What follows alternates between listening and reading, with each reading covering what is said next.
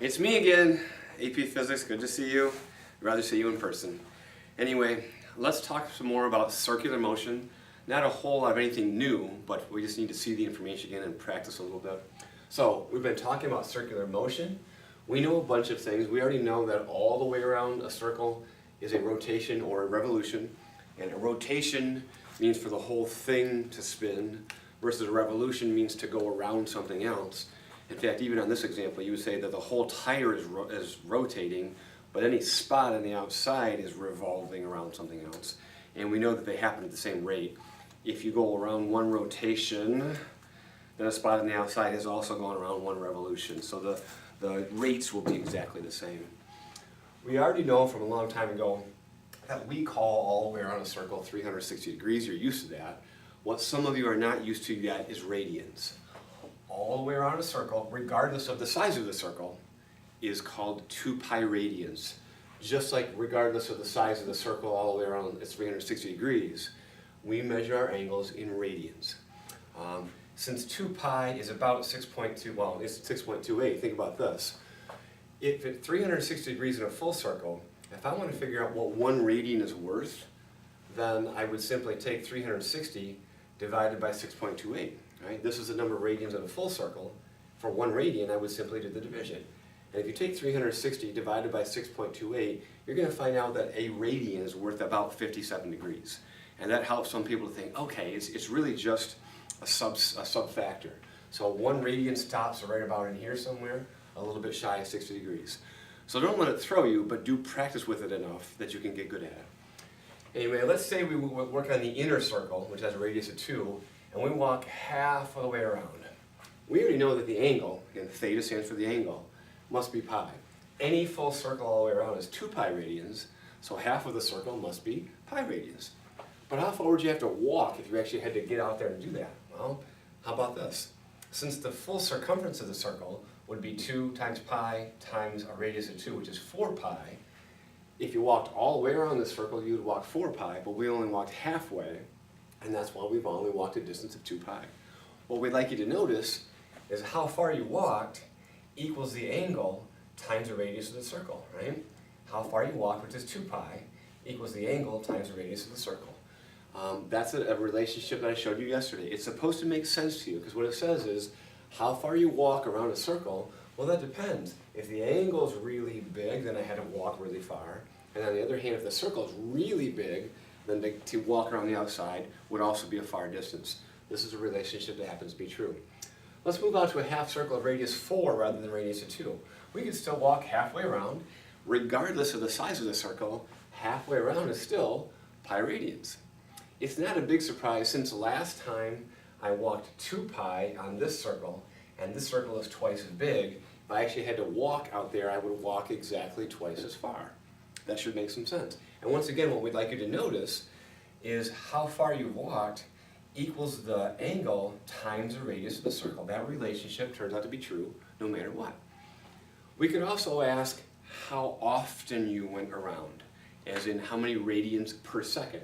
So let's just say we did this halfway around a circle in 6 seconds. Since we went pi radians in 6 seconds, then that is exactly how you would find the angular speed, as in how many radians per second. And since this is about 3, and 3 divided by 6 is about 0.5, or about 0.5, or about a half a radian per second. We could also ask, if you did that, well, how fast would you have to run around to keep up with that? And one way we could do this, let's do it in the outer circle, let's say. We would take how far we've traveled divided by the time. That's how you always find out how fast you're going, right? Average speed, distance, divided by time. What we'd like you to notice is that this, right, the velocity, is equal to this times a scale factor of 4, but that happens to be the radius of the circle. What we're trying to get across is this. The things that we're used to, because you've been measuring these forever, equal the things that we're not used to very much times the radius of the circle. They're always off by a scale factor of the radius of the circle. Unfortunately, this equation, they are not on your formula page. Again, you're just going to have to kind of get used to them, and you will, the more that we work with them. want to give you a specific example. So I'm actually going to do homework number 10, homework problem number 10 out of your book for you, with you, however you want to look at it.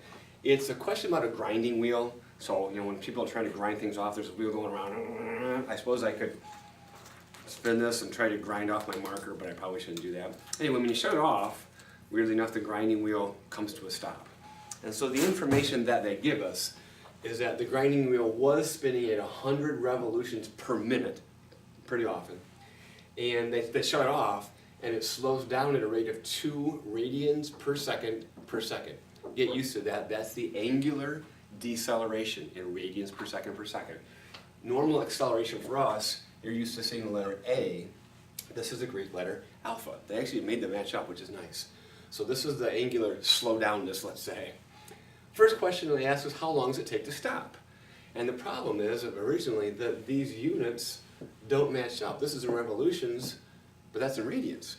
That's not a problem. All we need to do first is use the unit analysis that you guys already know how to do to change this into radians per second. And so how about we do something like this? We know that a full circle, which is 2 pi radians, is also a revolution. So why don't we do something like this? Use a conversion factor of 2 pi radians per revolution. If we stop now, we would be in radians per minute, but we probably need something radians per second. So we'd simply keep going, and we would say, I need something to cancel with minutes on the top. So how about 1 minute is 60 seconds. If we go through the unit analysis that you guys know how to do, revolutions cancel, minutes cancel as well, and I'm left with radians per second. If you do the math, you're going to find out that it's something like 10.5 radians per second. I rounded off just a little bit, but that's a pretty nice number. So now I have a rate. I was rotating or revolving at 10.5 radians per second, and I'm going to slow down at this rate. The question is, how long is it going to take before that grinding wheel finally comes to a halt? And the thought process goes something like this. You already have this linear equation. How fast I'm going is how fast I was going to start with, plus how much faster or slower I go. The counterpart is, how fast am I spinning? Well, that depends on how fast I was spinning to start with, plus how much faster or slower I spin. And so I'm going to simply take the counterpart of the equation that you already know, substitute in one that we're getting more comfortable with, and the idea would be, well, the final spin rate, well, since it stops, that's called 0, equals the beginning spin rate, which we converted to radians per second as 10.5, plus the slow down rate, which they told us is -2, right? Slowing down -2 radians per second per second. Since we're already in radians, I don't even need to worry about the units. And I'm looking for a time. Everybody in class could solve that equation. You would either add this to both sides, or so however you want to do it. You're going to find out, big surprise, that the time is 5.25 seconds. That's how long it takes that grinding wheel to finally come to a halt. Other question we can ask, how many radians? Almost how many circles, almost how many degrees, same kind of thing. How many radians did this thing go through? And there's 2 different ways to do this. Use the counterparts that you already know, and we'll substitute in things that we're not quite so familiar with yet. One way of finding out how far things go is to take the average rate times the time. You've been doing that since physics A, way a long time ago. The counterpart to x is theta. How many angles did I go through? Here's what you have to be careful with. This 10.5 radians per second is the beginning spin rate. Beginning spin rate of 10.5, ending spin rate of 0, so the average spin rate would be half of that, or 5.25.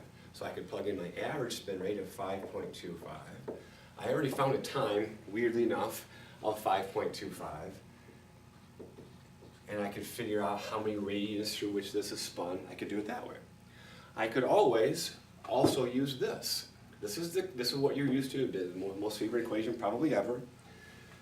Just fill in the counterparts. How far did I go? Well, angle-wise, again, that's theta. 1/2. I don't have a linear acceleration, but I do have an angular acceleration, and I plug that in just like I would otherwise. negative 2. I already found the time, which is 5.25 squared, plus, well, normally it's the beginning linear rate. I don't have that, but I do have a beginning spin rate, which happens to be 10.5. I also have a time of 5.25. I'm going to say my beginning angle was 0. Weirdly enough, this number and this number, exactly the same thing. Here's what's interesting to me. You already have this formula on your formula page. You don't have these formulas. You don't have this one. You don't have this one. You do, however, they did give you this formula on your formula page, and they gave you the counterpart. Let's write it together. The counterpart of x is theta. 1/2 times the counterpart of acceleration is angular acceleration. Time is just time. You don't put in the beginning linear rate, you have to put in the beginning spin rate times the time, and you don't put in the beginning actual distance, but you put in the beginning angle. This formula is on your formula page, and that formula is on your formula page, whereas these are not. So they're helping you out some, maybe just not quite as much as we wanted to. I'm going to add one question that's not in your book. If that grinding wheel happens to have a radius of 8, so altogether it'd be about this big around, and that's how big the grinding wheel is in my basement, and you had a little fleck on there and you watched it go around and around and around and around until it finally stopped, you could ask, hey, how far did that thing have to go? Not angle-wise, but if I took all those circles and stretched them out and asked how far it traveled, you could ask that. Again, for this one, you'd have to know the radius. That's not given in question time because they didn't ask that question. I'm simply adding one on. The easiest way I know how to do this is to simply go back to the relationship that you've been given. This is how far. This is how far angle-wise. This is actually how far, again, when you go through bunches and bunches of circles like this, at some point when it finally stops, you could take it and unravel those circles and stretch them out and ask how far did a point actually travel on the outside. All I would do in something like this is take the relationship you've been given. How far linear-wise equals how far angle-wise, so I'd have to know this number. Now 5.25 times 5.25 is a little bit bigger than 25, isn't it? Let's just say it's 26 or 27, who cares? Times the radius, which is 0.08, and you can do the multiplication from there. So this is a review of stuff you're supposed to have already known. Then this is a little bit more specifics on how do you use the relationships that you do know to get to relationships you're not quite so comfortable with just yet. And you can always make the transition from linear to circular. And it's going to help. The faster you get comfortable with that, the better off you're going to be. That was a short video. I'm going to extend your homework assignment a little bit. I really hope to see you tomorrow, and I really hope that you watch this and do the homework assignment that I send you. I'll see you soon.